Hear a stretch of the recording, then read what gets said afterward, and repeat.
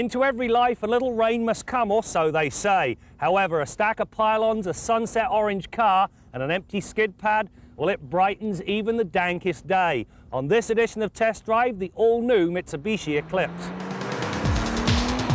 One look at the fourth generation Eclipse tells you it's a very different car. The plunging lines and muscular haunches make it look as though it's ready to lunge at any moment.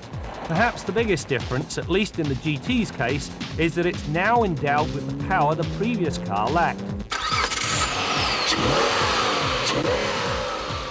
Shoehorned beneath the raked hood is a 3.8-litre V6 engine that comes with Mitsubishi innovative valve timing and lift electronic control, or MIVEC.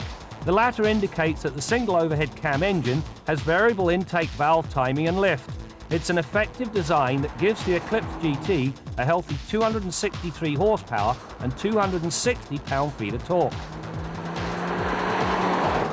The radical exterior theme continues inside this new Eclipse. The two-tone interior, for instance, well, it almost mandates sunglasses the morning after. It is, however, very logically laid out. Radio sits at the top of the center stack where it should. All the other controls are intuitively placed. The best part, however, well, they come in the form of the seats. They're like wing-back chairs. They grip you around the top of the shoulders and keep you planted when you play. There is, however, a pet peeve. Every time you shift gears, well, you feel a lot of powertrain vibrations through the clutch pedal. It really is out of step with the rest of the car. All this technology means plenty of poop. The throttle response is rapid, and so the engine does a pretty good impersonation of how a small displacement V8 feels when it's punched just about anywhere up the rev range. In terms of hard numbers, the Eclipse GT will romp through 100 kilometers an hour in 6.3 seconds and get from 80 to 120 in just 5.6. If you want a healthy dose of vroom and boom to go along with a radical look, well, this Eclipse has got the lot.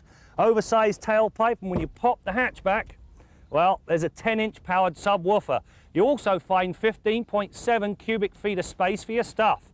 Now, one thing I do want to mention, this tailgate, well, it has an important function in life that I'll get to in a while. There is, however, a downside to this power: torque steer. Hammer the gas from a standstill and the tires tug at the steering wheel as they scramble to find grip. Even the GT's traction control system has a hard time controlling this trait. Unfortunately, the torque steer also surfaces at speed where it's much less welcome. Get on the gas as you exit a corner and it will kick in. Now, if the driver ignores the initial warning and doesn't back off the gas, the inside front tyre begins to spin. When this happens, the steering takes on a light and unpredictable feel. This sensation, well, it effectively dissuades the driver from venturing past the 8/10 mark.